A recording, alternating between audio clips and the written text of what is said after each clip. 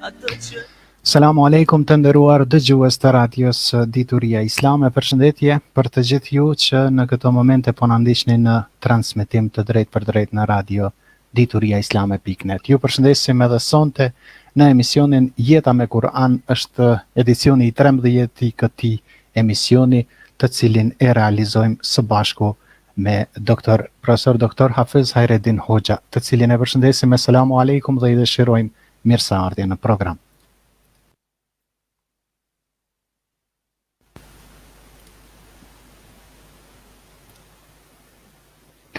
Shpresoj me doktorin po dëgjohemi apo mo. Selamu alaikum doktor, mirë se keni ardhur në program. Doktor, dhe mirë se vinë edhe shikues të nderuar, vëllezër dhe motra kudo që t'jenë, ju përshëndes të gjithëve dhe lut Allahun xhaleshanu mirë shpërblyj edhe neve dhe juve, inshallah këtë natë të bereqetshme. Mirësejgje. Të dashur dëgjues të nderuar miq të radios Dituria Islame, sonte në emisionin Jeta me Kur'an do të vazhdon ky transmetim i drejtë për drejtë dhe do të trajtojmë një përmbajtje mjaft interesante. Përmbajtja e këtij programi është në pjesën e parë, do të fokusohemi tek vijat e kuqe të shariatit në Kur'an, dhe kufit e Allahut është titulluar si pjesë e parë ose si përmbajtje e parë e këtij emisioni. Ndërsa përmbajtja në pjesën e dytë të emisionit do të jetë vështirësitë e jetës martësore dhe legjitimiteti i divorcit. Do të jetë në pjesën e dytë të këtij emisioni si përmbajtje, ndërsa pjesa e tretë e programit do të jetë rregullat, dispozitat e divorcit në Kur'an dhe Sunet. Të gjitha këto përmbajtje, të gjithë këtë temë do ta trajtojmë sonte pra me profesor doktor Hafiz Hajreddin Hoxha, me të cilin do të jemi në këtë transmetim. Kështu që të gjithë juve që dëshironi të drejtoheni me pyetjet tuaja do të mund të vini në +383 44 888 698 në Viber e WhatsApp, ndërsa adresa e Skype-it është Radio Dituria Islame. Do ta kisha një lutje, një kërkesë nga ju të nderuar dëgjues, që pyetjet të cilat i drejtoni të jenë të fokusuara në temën të cilën po e trajtojmë sonte. Do thotë fokusi i pyetjeve tuaja të jenë në temën të cilën po e trajtojmë. Prandaj pa humbur kohë, unë kaloj fjalën më njëherë tek doktori për të nisur me trajtimin e kësaj teme. Faleminderit moderator. Bismillahirrahmanirrahim. Alhamdulillah, wassalatu wassalamu ala rasulillah wa ala alihi wa sahbihi wa man wala. Gjitha falenderimet, gjitha lavdatat i qofshin dhe i takojnë vetëm Allahu xhaleshanuhu. Salavatet tona, selamet tona, të gjithë me zemër i dërgojmë pejgamberit më të mirë, të dashurit të Allahu xhaleshanuhu, zotëniu të gjithë pejgamberëve, Hazreti Muhammedit alayhi salatu wassalam, familjes së tij, shokëve të tij dhe për gjithë ata të cilët e kanë ndjekë dhe ndjekin në rrugën e tij deri në ditën e fundit të kësaj jete. Shikues të nderuar, vëllezër dhe motra kudo që t'jeni, mirë se vini në emisionin tonë Jeta me Kur'an, që është pjesë vazhduese apo vazhdim i asaj pjesës së parë institucionit të martesës në Islam dhe familjes në Islam, pasi që folëm detajisht në aspektin akademik dhe fetar, e tani jenë disa probleme që kanë të bëjnë me familjen dhe pam të arsyeshme që këto probleme do të duhet të prezantohen në aspektin fetar, që të jenë të ditura dhe të njohura për publikun dhe për besimtarët. Sa për rikujtim tema që e përmendi edhe moderatori, së pari, pasi që na po flasim për sistemet islame, sistemi familjar, sistemi moral, sistemi akaidologjik besimit, sistemi social e tjera, në sa i përket sistemit familjar që sonte e kemi, këtu kemi të bëjmë do thotë me disa vija të kuqe që konsiderohen kufit e Allahu xhaleshanu në Kur'an. A kuptojmë rëndësinë do thotë e punës me këto sisteme dhe çka ka folë Allahu xhaleshanu në këto vija, pse e ka përmend ato vijat e kuqe, pse i ka përmend apo kufit e Allahut. Pastaj do të shohim pjesën tjetër, disa vështirësitë që lindin në jetën martësore, e ndërta është edhe çështja e e divorcit apo ndarjes së dy çifteve, dhe në fund do të shohim disa rregulla sipas sistemit islam se a është edhe familja, do thotë, edhe nëse nuk ka, do thotë, fat me vazhduar, po a ka rregulla, do thotë, të çrregullimit të familjes apo të ndarjes së familjes, të divorcit, apo mund të çdo kusht e cili do thotë me udhajt ashtu si don. Pyetja janë me rëndësi, tani gjatë bisedës do të nifemi edhe më detajisht. Sa për rikujtim, gjithmonë kujtoni këta sistemet. Kështu funksionon feja islame, kështu është natyra, do thotë, jetës me Kur'an. Çdo kush ka dëshiron me punu me Kur'an, ta ketë parasysh këtë format, do thotë, të sistemit familjar, të besimit, të moralit, të ekonomisë, të politikës, të institucioneve, të vakufeve e tjera. Prandaj, mos harrojmë.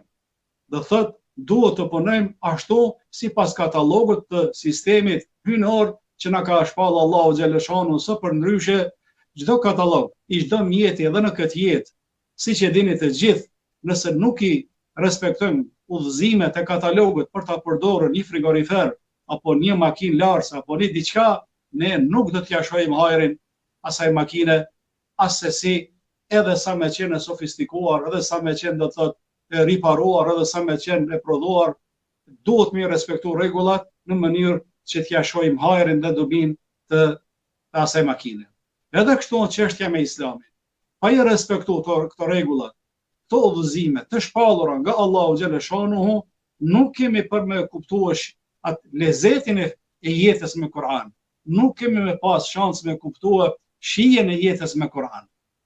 E tani të shohim pak çka janë ato kufit dhe këtë pjesë të parë, do thotë, të Allahu xhaleshanuhu që i ka përmendur në Kur'an, çka janë ato kufit, ti shohim vetëm një prej ligjeve hyjnore ku Allahu i drejtohet në radhë të parë profetit të tij pejgamberit, të tij Muhamedit alayhi salatu wassalam, sepse mbi atë është shpallë Kur'ani dhe ai është hallka lidhse, ura lidhse mes nesh edhe mes Allahu xhaleshanuhu në sa i përket se si kuptohet Kur'ani dhe se si komentohet Kur'ani dhe se si punohet me Kur'an. Ai është mësuesi ynë, ai është modeli ynë, ai është, do thotë, shembulli ynë çka duhet na të punojmë.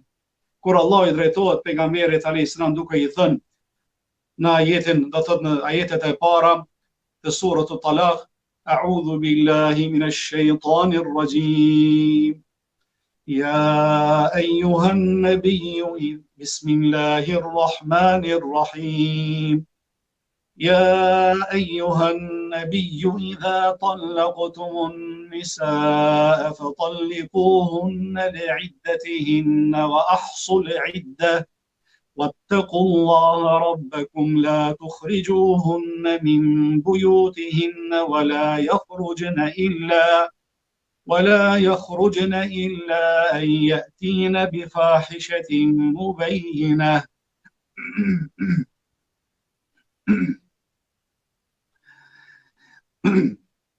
وتلك حدود الله ومن يتعد حدود الله فقد ظلم نفسه لا تدري لعل الله يحدث بعد ذلك أمرا صدق الله العظيم. O profet, o pejgamber, shifni çfarë udhëzim Allah jep pejgamberit të tij. Kur ti lëshoni gratë ju, ti apo shokët e tu, keni kujdes, lëshoni në kohën e idetit. Kjo fjalë është fjala arabe e idetit, që do ta komentojmë, është periudha kohore kur ato janë të pastër. Llogaritën atë periudhë kohore mirë dhe respektoni mirë dhe friksohuni Allahut xhaleshanu Zotit tuaj, dhe nëse ndodh ndonjë ndarje mes jush, atëherë mos i nxirrni ata nga banesat e tyre, por edhe ato le të mos dalin. Do të thotë, nëse ka ndodhur lëshimi, divorci, ndalja, në radhë të parë obligohet me ndajt në shtëpitë e burrit, po as ju mos i nxirrni ato nga banesat, as ato mos të dalin, vetëm në qoftë se bëjnë haptazi amoralitet. Këto janë dispozita të Allahut. Shihni tash këtu këto kufit ku vijnë, këto janë dispozita të Allahut. kush i ka përcen kufit Allahut i ka bërë dëm vetvetes. Kush i ka përcen, kush i te i kalon, kush nuk i respekton, ai vetëm çka i bën zullum vetvetes dhe pa drejt vetvetes dhe askujt tjetër.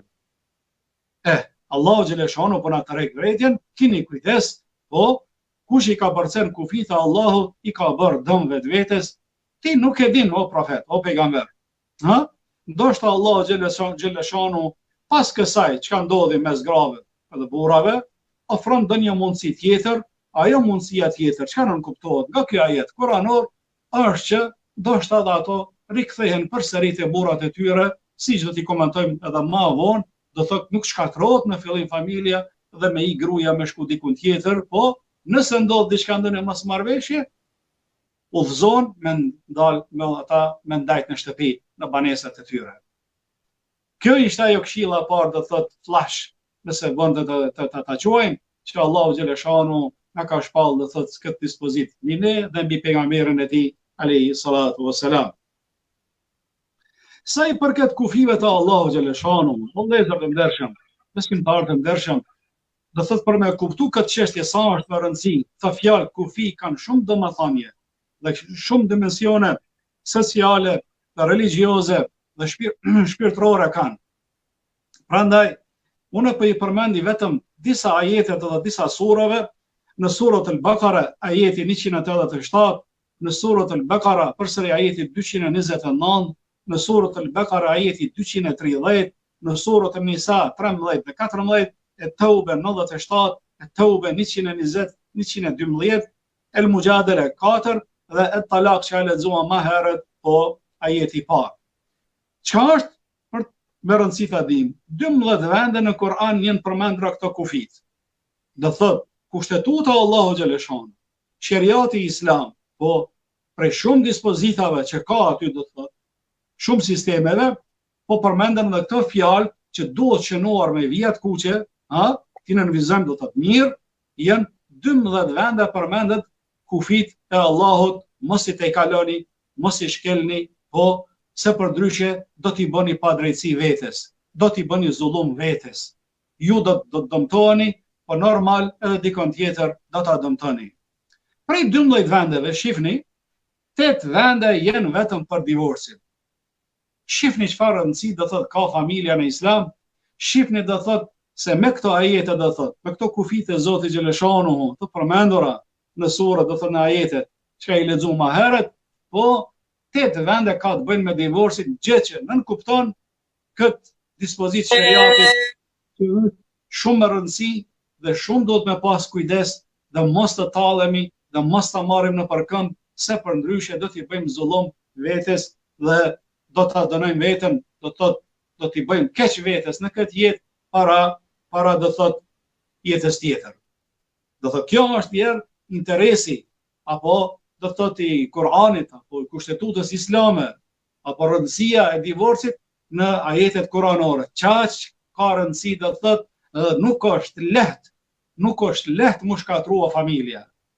Dhe nuk është lehtë do thot mu bë divorci, sikur se të martesa që patëm shumë kushte, patëm shumë do thot interesime, e kërkesa, e dispozita, e rregulla, po do thot me vështirësi erdhën drejt e krijimi i familjes, institucionit familjar në islam, po ashtu tani, edhe nëse vjen puna mu shkatrua kjo familje, a kemi me dije, kjo nuk shkatrohet ashtu lehtë siç po mendojnë disa, por këtu ka rregulla, këtu ka dispozita, këtu ka kufi të Allah, këtu ka vijat kuqe të Allahu xhaleshanu. E kuku për atë burr që bën zullum dhe pa drejtësi, dhe kuku për atë grua që bën hile, do të thënë jetën martësore. Po kuku për të dytë, vaj halli për të dytë, burrit apo gruas, nëse ata dytë do të bëjnë hile njëri tjetrit dhe nuk i frigohen Allahu xhaleshanu. Prandaj mos harroni. Shifni se divorci është një prej temave më kryesore në shariatin islam, dhe në të njëjtën kohë është halali më i urrëtur, çka nuk e ka qef Allahu xhaleshanu. Kjo transmetohet edhe në shumë hadithe, të cilat i kanë transmetuar Imam Abu Daudi, po në synenin e tij, imam atjerë, edhe Imam Albani rahmeti pa shpirt imam i i hadithit, do thot i ka përmend këto hadithet që është halali më i urrëtur dhe jo i preferuar të Allahu xhaleshanu. Prandaj para se marrë të divorci keni kujdes. Një gjë që nuk e pëlqen Allahu. Mirë po, kjo zgjidhje e ka lënë feja islame për do thot dalje të fundit të dy çifteve nëse nuk ekziston mundësia e jetës. Numër 2. Çështja më e rëndësishme këtë jetë është çështë gruaja. Prandaj të drejtat e asaj nuk guxojmë të shkelim dhe askush nuk ka të drejtë legale të shkel të drejtat e saj, po ato të drejtat duhet të respektohen sipas Kuranit dhe sipas kufive të Allahut xhaleshanu. Shumë kujdes duhet me pas. Numër 3. Martesa është e shenjtë dhe duhet të ruhet dhe të mos shkatërrohet për çdo gjë. Normal, jetën martesore, jenë keqkuptimet, jenë ato të pjezat, jenë ato do të thot problemet, jenë do të thot ato keqkuptime ndonjëherë mes dy çifteve, mirë, po për çdo problem të vogël nuk mundemi ne dhe nuk preferohet në shariat me hap derën e divorcit dhe të çimit të gruas dhe shkatrimit familjar. Nuk lejohet. Po aty duhet do thot të marrin iniciativa dy palët, edhe burri, edhe gruaja, si ka thënë Kurani, was-sulhu khair, dhe pajtimi mes dy çifteve është hajër, paqja mes dy çifteve është hajër. Prandaj duhet të jenë maksimum që të dy palët të shpenzojnë mundësitë e tyre shpirtërore, po dhe do thot sociale, çka kanë bëjnë të rikthehen dhe të mos shkatërrohen. Numër 4, mos harroni, kurora e martesës ka për qëllim përjetësim dhe vazhdimsi. Përndryshe, ajo nëse martohen dikush me qëllim të shkurt, me qëllim do thot për një kohë caktuar, kjo do thot është një jetë i keq dhe është do thot nuk pajtohet as shariati islam me kët, as Allahu xhaleshanuhu. Prandaj njeti dhe prej objektivave të shariatit që po mundohemi edhe me i komentuar në disa refleksione tona kuranore, ju lutem ndiqni ato, është prej objektivave të shariatit, qëllimeve të shariatit që jeta të vazhdoj.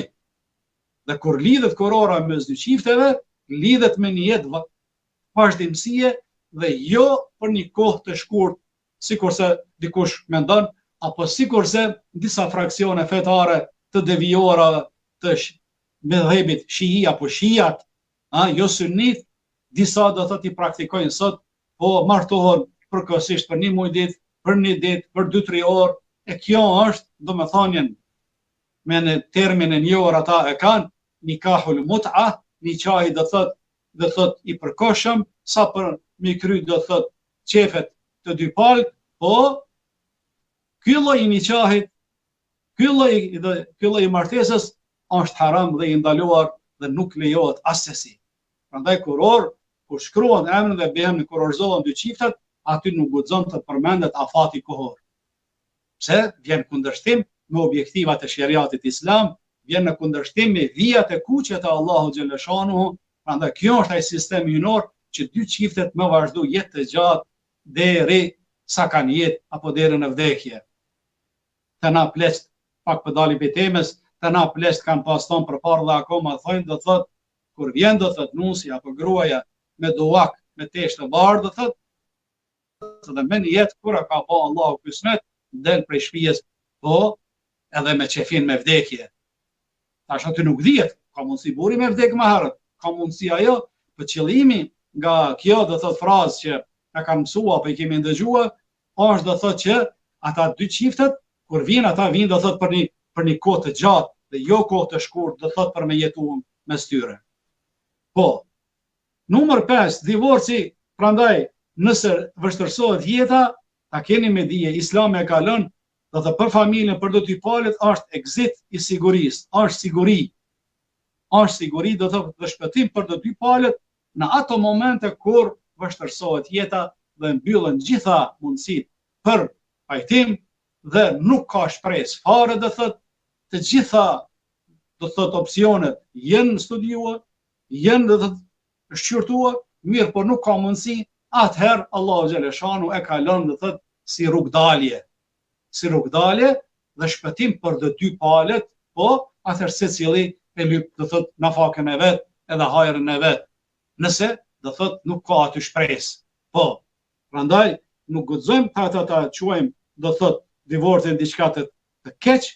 Kjo është, pasi që e përmendëm halali më i urrëtur, dhe se martesa është e shenjtë dhe duhet të luftojmë te maksimum që mos prishet, jo për çdo problem vogël, por runa Zot, nëse vjen deri në fund, atëherë ta keni me dije, ky është shpëtim dhe rahmet për të dy palët, se përndryshe para se me u keqësua gjendja.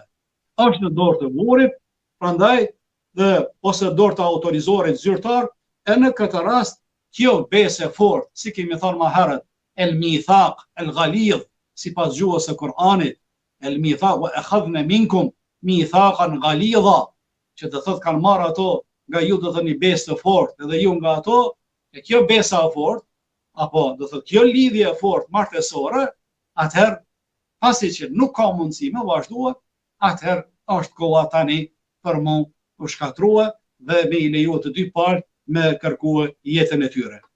Prandaj, aktet të ndaluara, përsëri, keni kujdes, cila grua kërkon prej burrit pa arsye, do në më dajt, u qu gruja pesh, nuk ka kuni far problem burri, si jo më mirë, punën, i sjellshëm, i moralshëm, po, do thot, gjendjen materiale e ka normale, është to gjë në rregull, mirë po, o qu ajo, digari hak, pa kuni far të drejte, për një budajt, ajo grua, nëse vazhdon qështu, dhe bëhet shkaktare mu shkatrua, s'ka me hi në gjennet, kur s'ka me hi. Kur s'ka me hi. As s'ka me hi erën e gjennetit, si që transmitohet disa hadithe nga Muhamedi, alayhi salatu wassalam. Numër 2, Allahu xhaleshana mallkon atë burr i cili martohet shpesh. Shifni tash, këshillat islame sa janë objektive, sa janë të drejta. Sikurse gruaja udhëzohet për mos me qenë involvuar në aksione me prish martesën, tani edhe burri, cili burr martohet, do thot sa vetëm me i shiju, do thot gra tjera, sa vetëm do të thot për kohë të shkurt, po Allahu xhaleshano ka për ta mallkuar. Edhe këto transmetohen në hadithe nga Muhamedi alayhi salatu wasalam, që dietarët islam do thot i kanë konsideruar hadithe do thot të pranora dhe të mira dhe do thot të vërteta, të cilet nuk bëjnë do thot asesi kur do thot të martohet me këtë jetë. Gjuhën arabe përmenden edh-dhawaqin wa edh-dhawaqat, me shijua do thot qoftë burri apo gruaja do thot martohet, po për një kohë shkurt shkon te burri tjetër, e la ato shkon te burri tjetër, e la ato shkon te burri tjetër, për shka vetëm sa më kërkuar, do thot sa më shumë stile me pas, apo si të edhe pala tjetër, ndoshta burri është tani, po martohet për një kohë shkurt, e divorcon këtë grua, e merr gruan tjetër edhe vazhdon me këtë jetë, janë të mallkuar në sy të Allahu xhaleshanu ata cilët veprojnë kështu. Pajtimi i çiftit bashkëtorë është obligimi yni. Është obligimi yni nëse ndodhin ndonjë problem mes këtyre dy çiftave, që na do të ecim dhe të maksimum që t'i pajtojmë këto dy çifte dhe mos t'i lëmë do thot për mos shkatruar. Duhet me ndërhy dy palë, dy familjet. Po, edhe Allahu xhaleshanu po detajisht i përmend në Kur'an në surën Nisa, nëse kanë ata një jetë të mirë përsëri me vazhduar, Allahu xhaleshanu ndihmon dhe vazhdon jeta. Po, Allahu xhaleshanu pëlqen këtë iniciativë dhe është razi, do thot me dru, me bo sabër me njëri tjetrin. Po, dhe nuk lejohet që dikush të shkojë të prish raportet e një gruaje tjetër për interes të saj. Tash kemi raste tjera përsëri. Pse këto rastet po i përmendim? Do thot me tregu vlerën e martesës. Dhe çdo kush ka mundohet me prish. Qoftë burri apo gruaja, apo dikush tjetër, numër 3, personi i huaj, dhe mundohet ai do të me prish raportet mes dy palëve për interesat e tyre personale, qoftë grua apo burr, të dy palët edhe ato janë do thot të mallkuara dhe Allahu xhaleshanu do thot ka për t'i dënuar ata rrept. Nuk guxon në grua tjetër do thot po, me lëviz dhe me shku, me shkatrua strokullën në një gruaje tjetër e me marr burrin e saj. Apo kundërta në një burr do thot po çka, me marr runa Zot, po shoqën e dikujt, gronë e dikujt, më mundu çmos me mashtrua, me manipulime, ku për ata, ku për ata. Këto çka i përmend këto dispozita, këto tregojnë domethënë rëndësinë e martesës, rëndësinë e institucionit familjar, që për çdo gjë nuk lejohet. Dhe shumë do të më pas kujdes. Është e shenjtë, është kurora, martesa është e shenjtë. Çka është e shenjtë për si Kurani, çka është e shenjtë, do pa vdes nuk preket. Po çështë martesa është e shenjtë, është lidhje fort, besë fort, është lidh me emrin e Zotit xhaleshanu. Janë bë halal këto çifta në emrin të Allahut xhaleshanu. Me bismillah janë bë halal për njëri tjetrin. E tash më ardh dikush, mu bë sebeb, me shkatrua, ku për ata. Ku për ata, çka janë ka bëjnë. Shikues të nderuar, kjo ishte pjesa e parë, me tregu do thotë ta kufit Allahu xhaleshanu dhe sa të do të jemi shumë të kujdesshëm që këto kufit, këto vijat mos të shkilen dhe mas një lloj iniciative, mas një lloj akti çka janë në dëm të dy palëve.